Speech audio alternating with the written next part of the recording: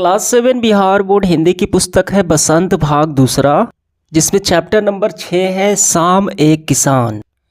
ये जो कविता है शाम एक किसान कवि सर्वेश्वर दयाल सक्सेना द्वारा रचित एक कविता है, जिसमें कवि ने शाम के प्राकृतिक दृश्यों को एक किसान के रूप में चित्रण किया है, जहाँ पहाड़ किसान, आसमान पगड़ी, नदी चादर, प्लास के फूल, अंगीठी और डूबता हुआ सूरज को चीलम की भांति दर्शाया है, उपमा दी है, जो प्रकृति की सुंदरता और जीवन के बदलाव और सौंदर्य को ये दर्शाता है।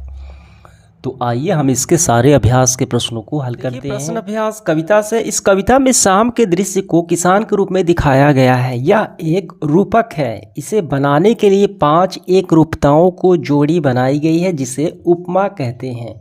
उपमा किसे कहते हैं? उपमा एक साहित्यिक यानी हिंदी साहित्य में अलंकार की भांति कार्य करता है, जो चीज़ों को तुलना करने के लिए होता है, जैसे या सा या समान।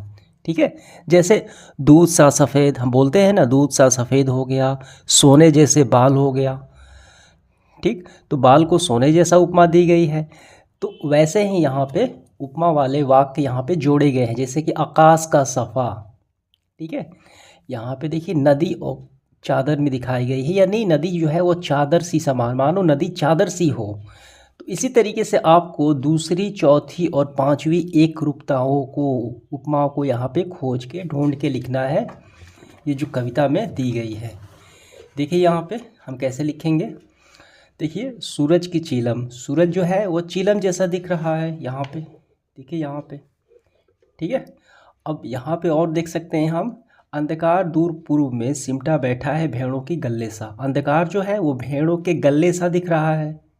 तो आइए इसका उत्तर हम लिखते हैं। देखिए इसका उत्तर हम लिखेंगे, दूसरी एक रूपता है, उपमा है चीलम सूरज सा। ये जो सूरज है ये चीलम जैसा दिख रहा है। ठीक है, अब इसके बाद चौथी एक रूपता यानी उपमा, प्लास के जंगल की अंगीठी। प्लास एक प्रकार का फूल है, देखिए यहाँ पे दिखाया गया है, देख पा रहे हैं, ये प्लास के फूल हैं, ये पेड़ है, इस पे प्लास के फूल ये लाल लाल उगे हुए हैं। ठीक है, तो प्लास के जंगल की अंगीठी, यानी अंगीठी मतलब होता है जैसे कि आग का जो चिंगारी होती है।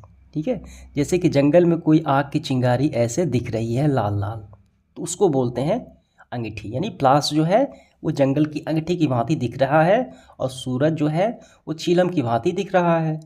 ठीक है, और देखिए अब हमारा है 5वां एक रूपता यानी उपमा, अंधकार भेड़ों के गल्ले सा। जो भेड़ों के गल्ले होते हैं, झुंड होते हैं, अंधकार उन्हीं की भांति दिख रहा है यहाँ पे, देखिए ये। ठीक है, तो इस तरीके से हमारा ये पहला सवाल आसानी से हल हो गया, समझ में आ गया होगा।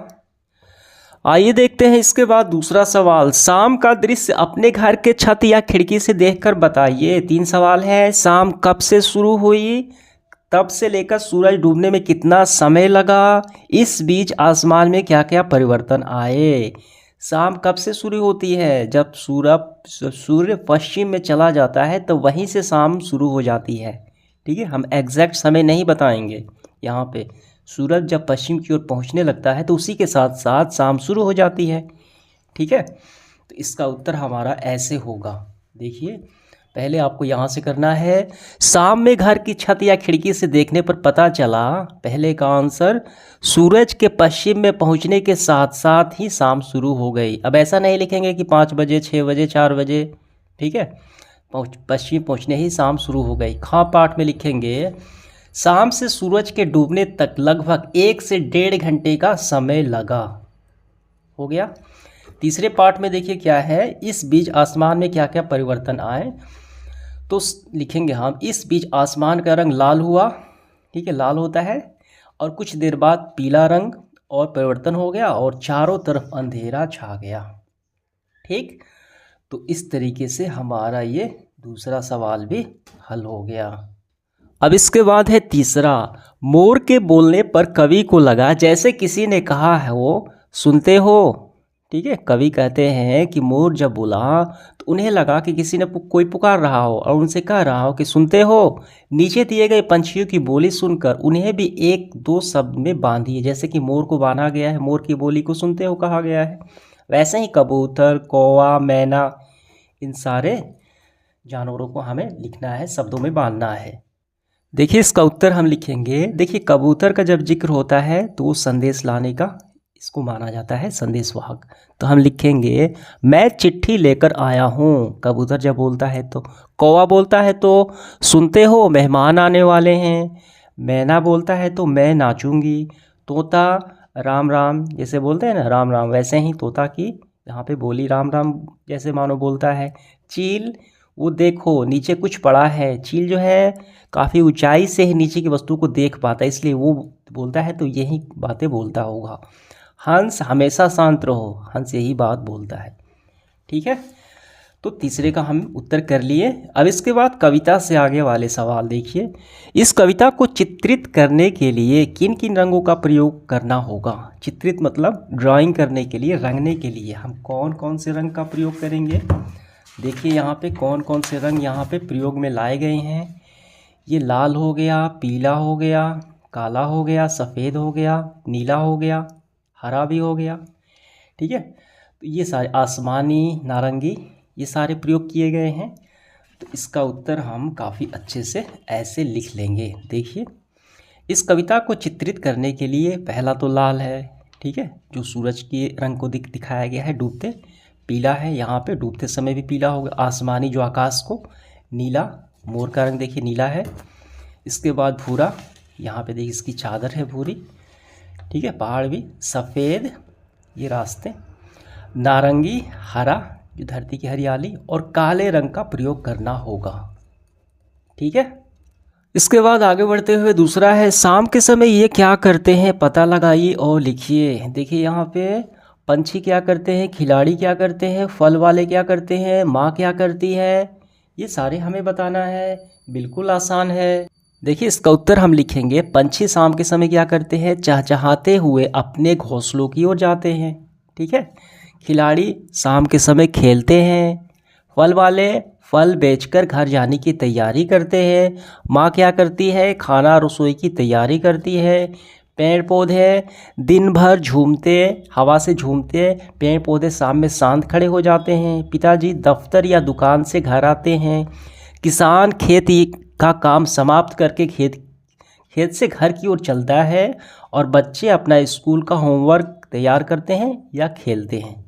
ठीक है, तो हमने इसको पूरा कर लिया। अब इसके बाद तीसरा है हिंदी के एक प्रसिद्ध कवि सुमित्रानंद पंत जो है संध्या का वर्णन इस प्रकार किया है। उनकी पंक्तियां हैं, ऊपर दी गई कविता और इस जो कविता के कवि हैं सर्वेश्वर दयाल जी के कविता को आपको अंतर हमें बताना है, ध्यान देना है, समानताएं नहीं, अंतर क्या है इनकी पंक्ति में और ये जो आप पढ़ रहे हैं शाम एक किसान, इनके कवि की जो कविता में क्या अंतर है वो बताना है। बिल्कुल आसान है।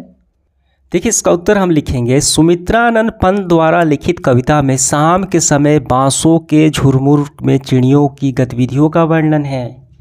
ठीक है, यहाँ पे देखिए ये पंक्तियाँ जो है, जबकि इस कविता के कवि सर्वेश्वर दयाल सक्सेना जी कविता में एक किसान के रूप में जाड़े की शाम की प्राकृतिक दृश्यों का वर्णन करते हैं। बस हो गया इस दोनों में अंतर। इसके बाद देखिए अनुमान और कल्पना वाले सवाल। शाम के बदले यदि आपको एक कविता सुबह के बारे में लिखनी हो तो किन किन चीज़ों की मदद लेकर अपनी कल्पना को व्यक्त करेंगे। देखिए हमें ये सारे उनमें शामिल करनी पड़ेंगी। जब हम सुबह के बारे में कविता लिखेंगे तो पेड़ों के झुनझुने बजने लगे, ये सारे तो हम कैसे लिखेंगे, तो हम ऐसे लिखेंगे सवेरा होने वाला है, लगता है कि सूरज की लाल गेंद धरती की ओर लुढ़कती चली आ रही है, पेड़ों के झुनझुने बजने लगे हैं, सुबह हो गई, उठो मेरी प्यारी बेटी उठो, बेटी कहती है अभी सोने दो माँ। हो गया। इसके बाद देखिए भाषा की बात, व्याकरण है। नीचे लिखी पंक्तियों में रेखांकित शब्दों पर ध्यान से देखिए। यहाँ पे देखिए जो लाइन खींची गई है, ठीक है, चादर सी, गले सा, पर्दा सा, मरियल सा, छोटा सा सी।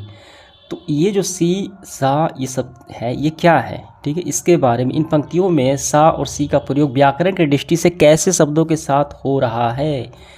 तो यहाँ पे समझिए ये पहले वाला जो 3 है ये संज्ञा है, ठीक है, और लास्ट वाला ये 3 है ये विशेषण है। कैसे, घुटनों पर पड़ी नदी चादर सी, नदी चादर सी, ठीक है, नदी की तुलना उपमा है चादर की तरह, ठीक, इसका उत्तर हम ऐसे लिखेंगे। देखिए इन पंक्तियों में सा सी का प्रयोग व्याकरण की दृष्टि से संज्ञा और विशेषण शब्दों के साथ हुआ है, दोनों के लिए, ठीक है। पहले वाले संज्ञा और ये विशेषण। तो देखिए यहाँ चादर सी, गले सा और पर्दा सा में रेखांकित शब्द संज्ञा है तथा सा और सी उपमा के लिए है। जैसे चादर सी नदी, नदी कैसी दिख रही है? चादर जैसी दिख रही है। बात समझ में आ गई। इसके बाद देखिए जब ये तीसरा है आखिरी, ठीक, मरियल सा, छोटा सा, तो ये विशेषण है। कुत्ते की खासियत क्या है? मरियल सा, यानी ये कमज़ोर है, ठीक है। दिल में है छोटी सी, दिल है छोटा सा, छोटी सी आशा, आशा कैसी है? छोटी सी है, ठीक है। जो दिल में ख्वाहिश आशा होती है तो उसका विशेषता हो गया। घास पर फुदकती नन्ही चिड़िया, चिड़िया की विशेषता क्या है? कि वो छोटी है, ठीक है। तो लिखेंगे हम नारियल सा, छोटा सा, नन्ही सी, रेखांकित सा विशेषण है जो सा और सी से विशेषता बताते हैं। जैसे मरियल सा कुत्ता। तो इस तरीके से आपका ये उत्तर हो गया। दूसरा है निम्नलिखित शब्दों का प्रयोग आप किस संदर्भ में करेंगे? प्रत्येक शब्द के लिए 2-2 वाक्य बनाना है। औंधी, दहक, सिमटा। देखिए औंधी का मतलब होता है उल्टा, तेज़ी से दौड़ने से वह औंधी मुँह ज़मीन पर गिरा, उल्टे मुँह ज़मीन पर गिरा, ठीक है। दहक मतलब होता है जलना, चूल्हे में आग तेज दहक रही है। सिमटा मतलब सिकुड़ना, ठंड के कारण बच्चा माँ की गोद में सिमटा बैठा है। तो ये हमारा पूरा हुआ और सेशन समाप्त हुआ। धन्यवाद।